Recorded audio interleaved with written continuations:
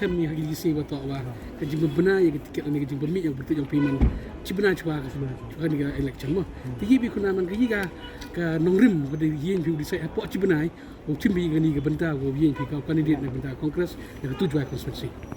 ini ba orang ni tiket untuk gosok di kun ni dan benta hadir ngar perkat seni ba tayo pa de study ro kiliang tayo biang ni biang segawi le ngar nongrim yang ngar ko ukre di ko di suba di mentaki yang mentaki paidbah te kon benta yang paidbah ko lang paidbah ya kata nongrim tengah dia nyo yo ile ini ka keniga election han da slam rai le ngasya biang di tegen